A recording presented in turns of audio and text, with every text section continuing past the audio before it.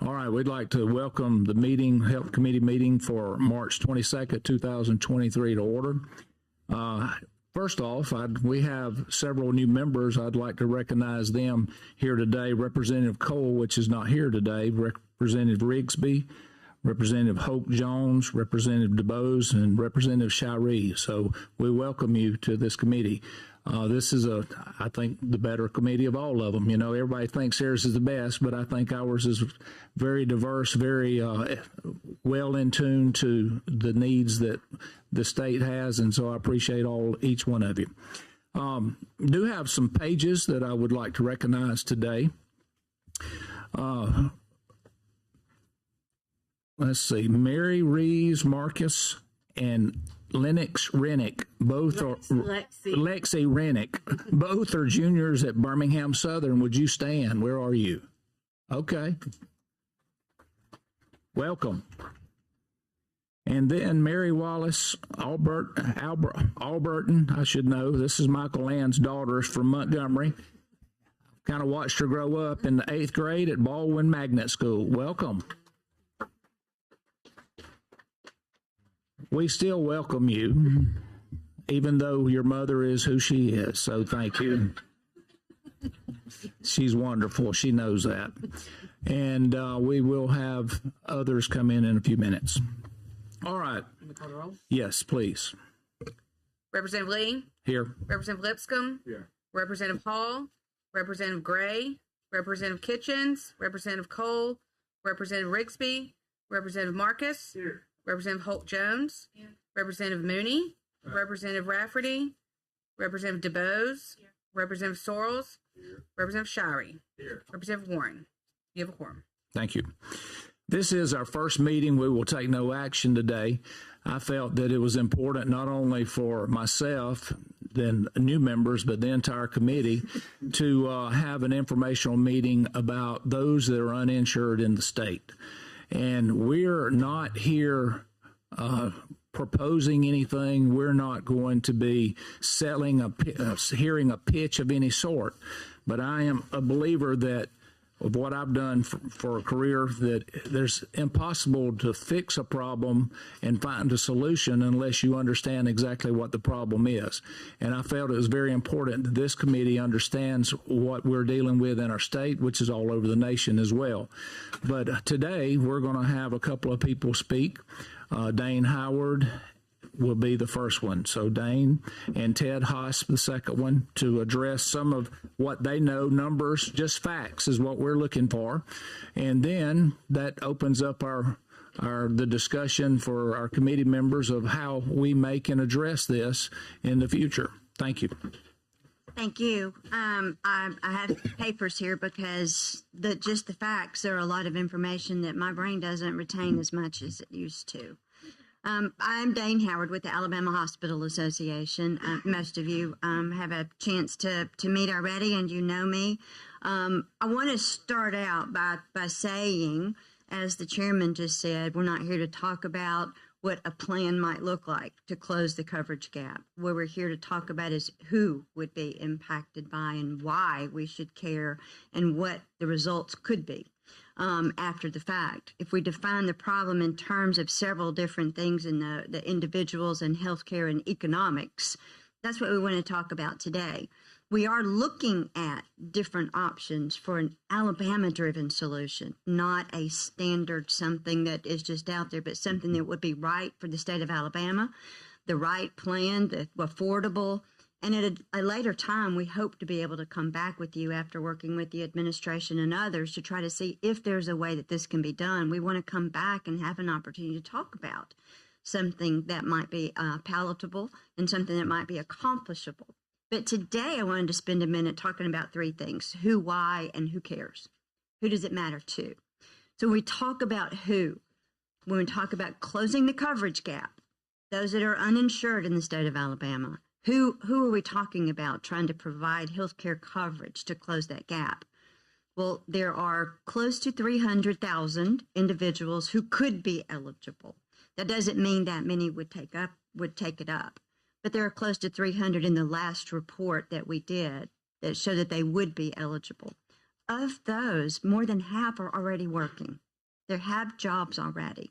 They have jobs that they make too much money to get a subsidy to help purchase an insurance plan on the marketplace. No, they make not enough money to purchase a plan, but they make too much money to qualify for Medicaid. Sorry, went backwards on that. So they're not eligible. They're in the coverage gap where they're working, they're trying to get by. Their job may not offer healthcare insurance, part-time workers and others. Let's talk about what those people look like. Who are they? Because it's not always who you think that it is.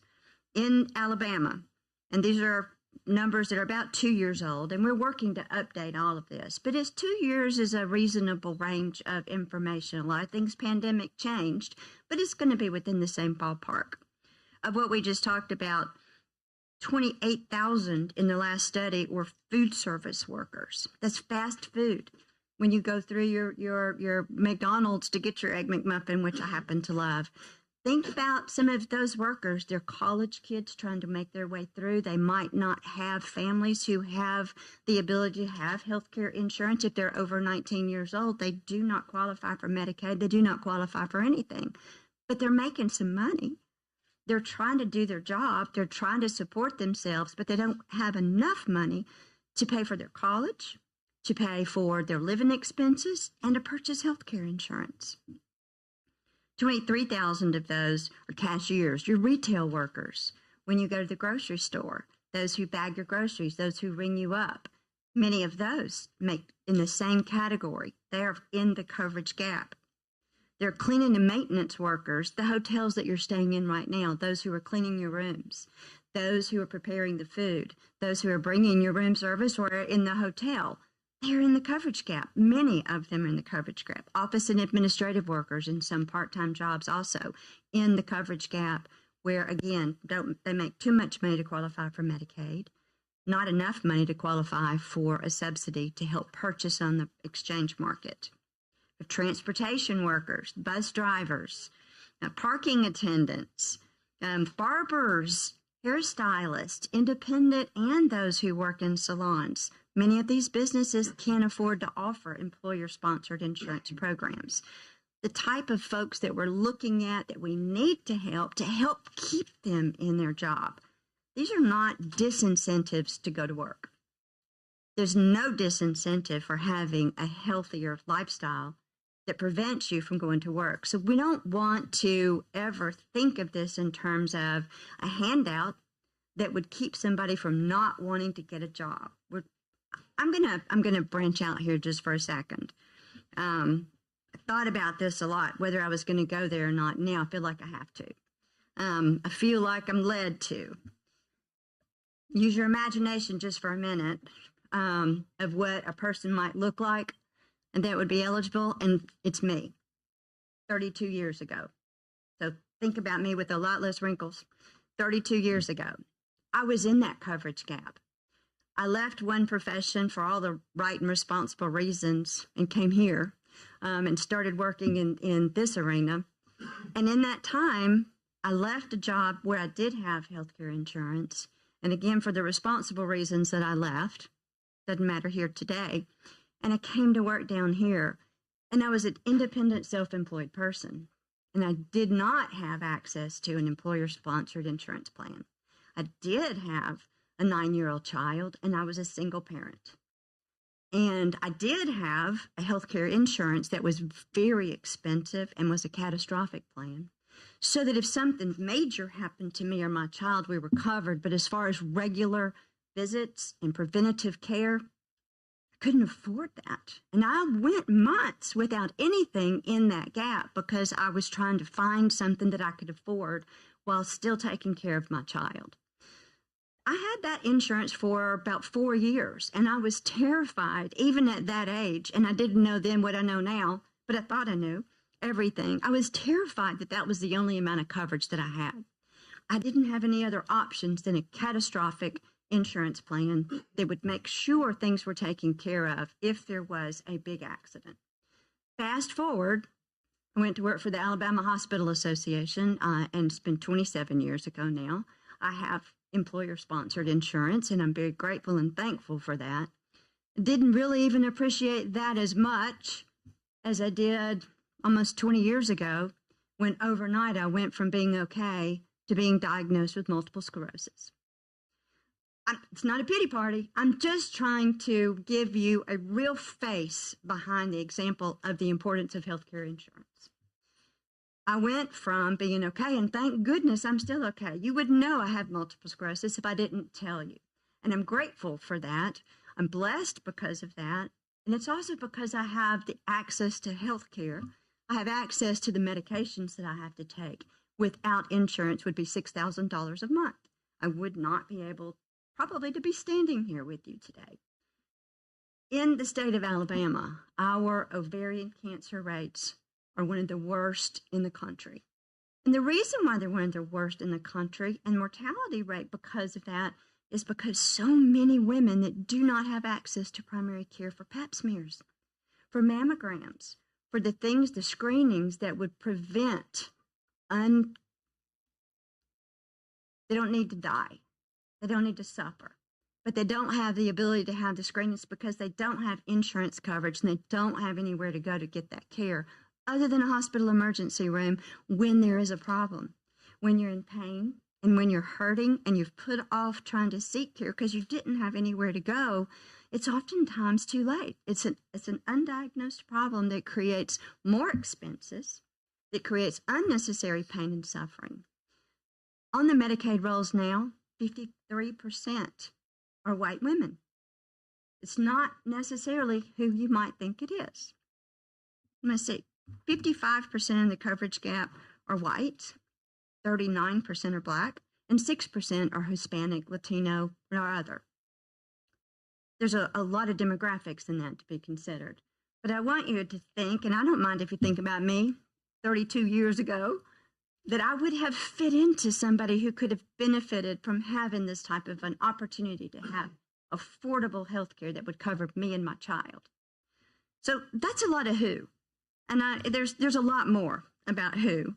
70% of those in the coverage gap right now live in a home with at least one working adult, but they make too much money to qualify.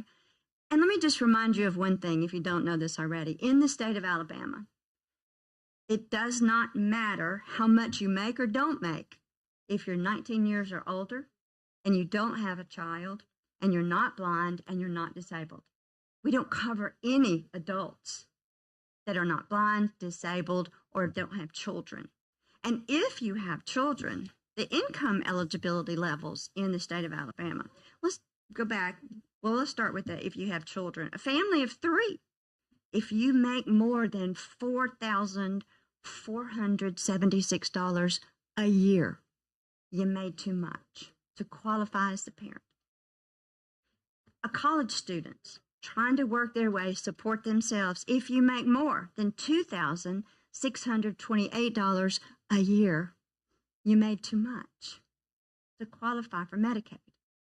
So you don't have any options. Those are the gap. That's the individuals that we're trying to reach. That's the individuals that we're trying to provide some health care insurance to save lives, to make their lives better, and to make a healthier workforce. States that have closed the coverage gap saw their participation rates in labor go up. States that have closed the coverage gap saw their recidivism rates of prisoners go down. Why? They're in prison and they need substance abuse or mental health treatments. They get, or they should get, the treatments, or at least they have some capabilities while they are incarcerated, and then they go home. They've served their time. There's no resources for them out there because they don't have health care insurance. So if they had a substance abuse disorder, then they wind up committing crimes in order to get the substance and go back to jail. There are a lot of different reasons, and not all of it are caused by substance abuse. A lot of it is just mental health issues that could be treated, that could be handled, that prevent things from happening that sends them back to jail. It's another savings, actually, if you want to look at it that way from an economic standpoint for our state, to look at our prison system, if we can reduce the recidivism rate, the churn of prisoners going in and out. Let me find my notes.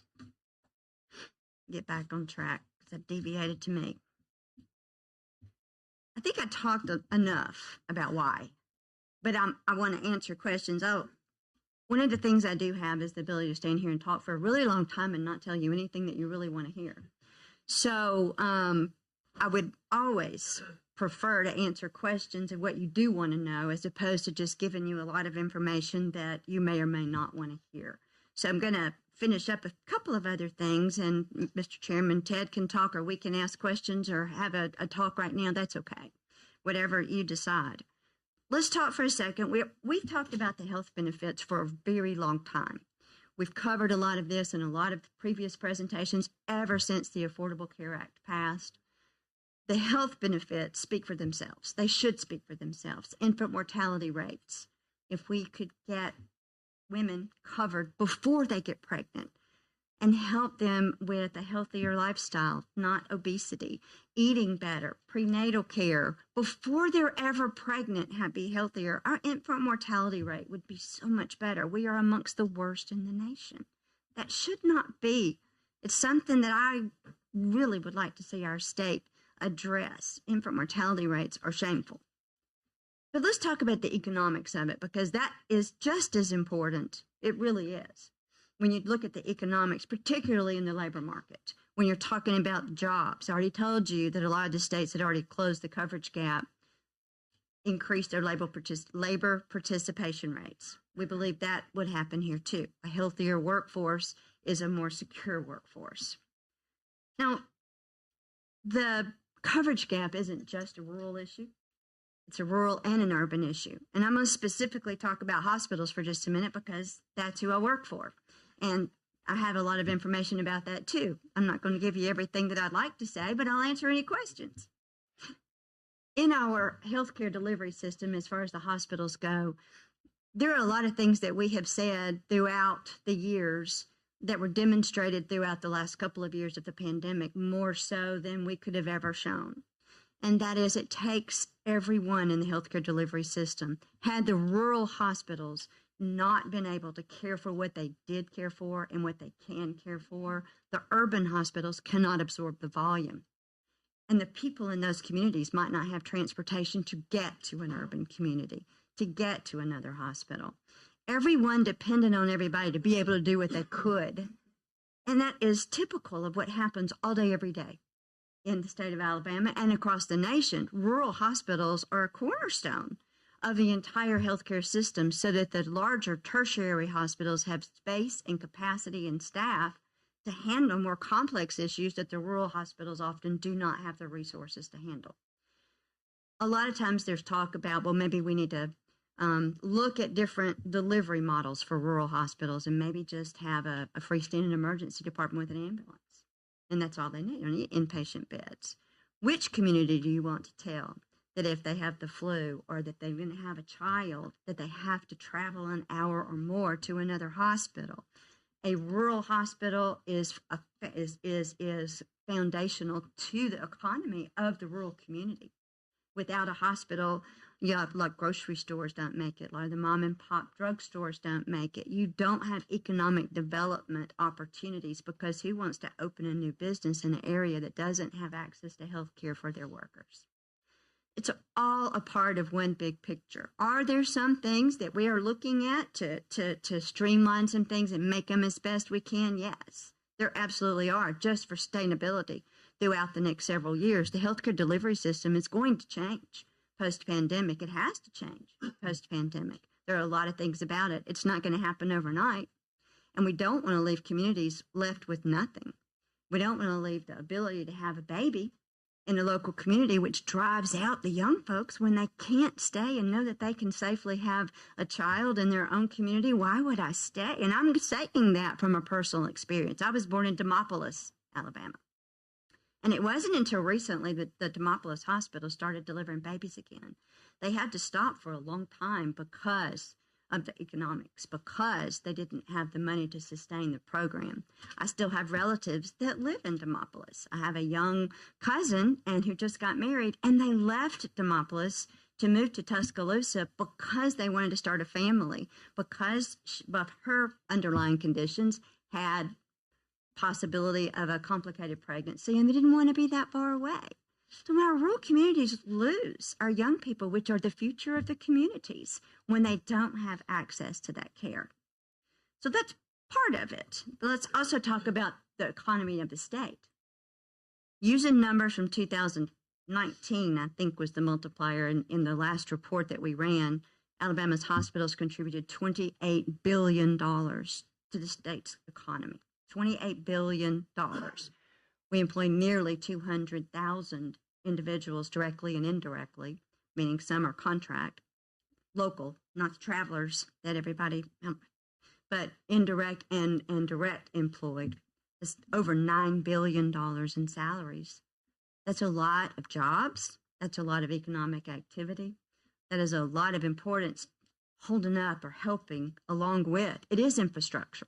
Healthcare is part of the infrastructure of the state's economy, as well as the social infrastructure. Every year, Alabama's hospitals provide average $600 million in uncompensated care.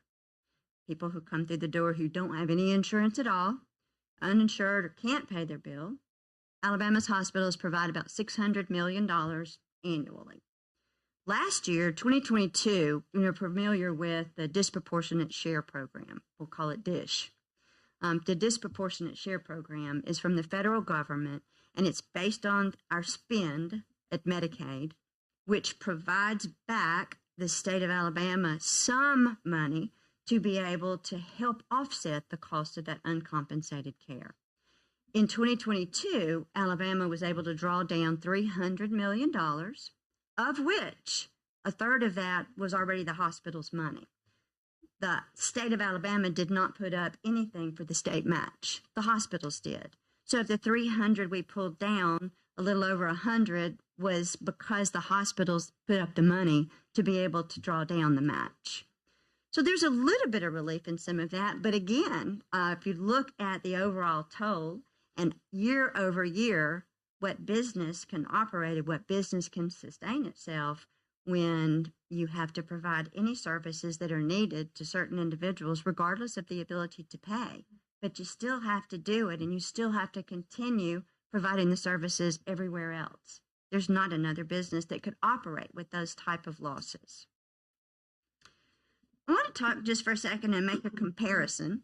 While we talk about looking at ways to close the coverage gap, there was another program that was available to Alabama in 1997, which had a lot of the same debate that is going on when we talk about adults, and it was related to children. It's called All Kids. Many of you are familiar with All Kids, the CHIPS program. It is also a federal state partnership program. It is also a federal match program. Right now, the match rate for the state of Alabama is a little over 80%. 80% federal supported. So it's pretty close. Since the time, Alabama was one of the first states to implement All Kids, as I think you all know. We were very proud of it, but a lot of the same skepticism was happening then, maybe not quite as much because we're talking about children, and now we're talking about adults. But in children, the impact that All Kids have made and the healthy children in this state speaks for itself. I mean, I can tell you that there are farmers, there are workers, there are individuals throughout every community whose children have healthcare insurance because of All Kids. They get the preventative care they need. They have access to care that they need. Congress has reauthorized All Kids program, CHIPS, 6 times since it was implemented. They've strengthened it sometimes. They've changed the match rate up and down, particularly up during the pandemic, and now it's back to getting back to the normal rate. 6 times, never have they decreased the match. Never have they put more of a burden on the states. We feel like with the right plan, the same thing can happen with something to close the coverage gap for adults. When Congress passed the ACA, the Affordable Care Act, the match rate at the 90%, 10% state match is codified. It would literally take an act of Congress to change that match rate. At this time, all but 10 states have adopted Medicaid expansion. Most of them have implemented it. There's still a few states who are still working to get it implemented. Through a state plan amendment, Alabama would have to go through some negotiations with the federal government for an Alabama-driven solution. So that's part of what we're working on now. There are some things that Medicaid law won't allow. You have to follow. Every state Medicaid program has different eligibility requirements. Some states already cover before closing the coverage gap or expansion, say the word. Before that was available, they already covered parts of individuals, parts of adults. Alabama chose not to. And I'm not arguing about that. We've done what we needed to do to be fiscally responsible, but we have an opportunity not only because of the Affordable Care Act, but recent changes at the federal level, which add even more incentives that we think when we come back to you with some more details that we'll be able to demonstrate that it's going to be for a significant period of time budget neutral for the state. But there's a lot more to go to get to that. And so we're not prepared at all today to talk about that. But I could not leave here without mentioning there are opportunities, and we're not trying to burden the state or leave the state holding a responsibility that would create additional taxes, that would create additional burdens for our citizens. But we believe that there is a way to do it with the economic benefits. The last study that we did, and we're having a new one done, and I keep talking about all these studies, but there are a lot of people a lot smarter than I am. I don't do math, who are looking at some of these things. Dr. Daravi is actually looking at some of this now. The last time we did a study, we showed that closing the coverage gap would be a $7.9 billion increase economic impact to the state of Alabama's budgets. We'll be back again with a lot more information, and I'm always available for questions. Any of the information I didn't cover that you would like to know about individually or here, please let me know. Okay. Would anyone like to have any questions for Dane? Not a solution at this point, but any questions of what we're seeing that you would like to know? I mean, you've got a ton of experience here, and I'm going to call Mr. Ted Hosp up in a moment. But if you have any, we can call you back in a minute if you guys think of something a little later. But anything you can like to ask her now from up here, Representative. I should have made that clear, Representative. That's okay. All right, Ted Hosp, please. Dana said in terms of the statistics and who exists in the coverage gap, she mentioned there are a lot of people smarter than her who are studying this. I am not one of them. As Dane mentioned, about 70% of the people who are in the coverage gap are in working families. But generally speaking, I have here, and I'm happy to get you all a copy of this, but this is what the Alabama sort of coverage map looks like. About half of the population gets their health insurance through a commercial plan, about 2.5 million people. You got close to 1 million in Medicaid, close to 1 million in Medicare. You have some TRICARE folks, that sort of thing, in which category called other. And then there's about 400,000 or so people who are uninsured. Now, of that uninsured population, not all of those people are in the coverage gap. Okay, so there are people. When we say coverage gap, this is what that means. If I can get this stuff to stay still. If you make below 100% of federal poverty, you are no longer eligible for the federal subsidies that allow you to go onto the ACA exchange and purchase a commercial plan. Those plans, since ARPA, are much more generously subsidized by the federal government, so that if you make between 100 and 150,000, 100 and 150% of federal poverty, you can go onto the exchange and I'll say purchase an individual plan, and the federal government will cover your premiums. So now the Medicaid expansion population goes from 0 to 138. So those 100 to 138% people are not in the coverage gap right now. So when we're talking about the coverage gap, it's people who are below 100%, but make too much money for Medicaid. So they don't make enough money to qualify for that subsidy, which doesn't kick in until you make 100% of federal poverty. The reasoning behind that, by the way, the reason the subsidies don't kick in is that the theory behind Obamacare was when the states expanded Medicaid, those people would no longer need access to those commercial policies. So that's why that coverage doesn't kick in until that particular poverty rate. So, but of the people who are uninsured in Alabama, about 410,000 people, about 180,000, 190,000 are actually above the Medicaid expansion eligibility threshold. So you really are talking closer to about 200,000, 220,000 people who are uninsured in Alabama and below that 100% threshold. So that's who we're talking about. And as Dane said, the majority of those folks are working people. For illustration purposes, the poverty level for a single person is $13,590 of income per year. A minimum wage worker in Alabama working 35 hours a week, 50 weeks a year makes about $27,700. So you can be a full-time minimum wage worker and be below the federal poverty line and fall into that coverage gap. If you're a worker making $15 an hour at 35 hours a week for 50 weeks, you make $27,250. The federal poverty level for a family of four is actually higher than that. It's $27,750. So a full-time worker making $15 an hour in a family of four would also be in that coverage gap. That's just sort of for illustration purposes where those people fall.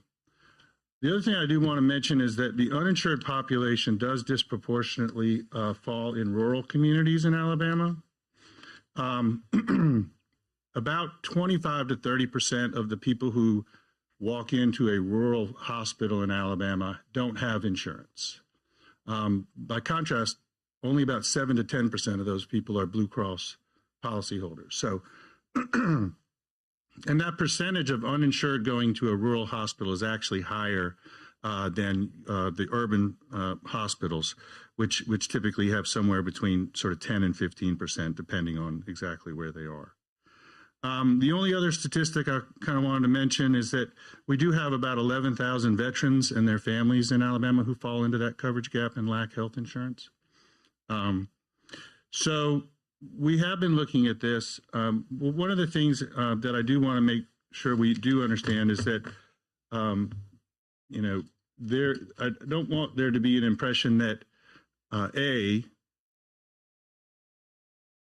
doing something on a coverage extension plan would only would affect all people who don't have health insurance. There will still be some people who have chosen not to sign up for health insurance. There will still be people, if you did expand, there will still be some people who won't take that up also. It also does have an impact on the private market. There will work, in expansion does work a shift from the private market into the Medicaid market, which we think should be avoided. We think there are ways to do it and ways to avoid it, but we want to make sure everyone is aware of that. As I said, Dane really covered most of the demographics here, so I'm happy to answer any questions if anybody's got any questions, or Dane can come back up and answer any questions. Members, do you have any questions? Yes, Representative Hall. Thank you. You mentioned there were ways that would impact private insurance. Are you willing to expand on what that looks like, or is that? I'd defer to the chairman on that as to whether or not that's the appropriate topic for this meeting. Well, Representative Hall, right now, the intent for this, and we need to go there. I just don't know that we need to do that today because we're not settled or there's not been anything put out. It would be speculation, and I'd rather have a clear answer for you. Yeah, rather than speculation at this point. Today was really to an educational that has been very helpful and explaining who and how many are out there that are not insured. And maybe we'll have a solution at some point. I'm sorry. Anything else? Anyone else have anything? All right. That will conclude today's informational meeting. We will start, members, we will start next week at 10:30 sharp. Okay? Unless you have a, well, we can meet without them here next week. Yeah, we'll do a Zoom from the water. How about that? The week after that, we will start at 10:30, and there will always be times when you have a bill in another committee. You certainly are no problems if you come in late. That's a non-issue. That will happen to me at some point as well. So everyone, thank you for being here, and thank everyone for your participation today. Thanks. We're adjourned. Yeah, I'm taking a pretty big step here.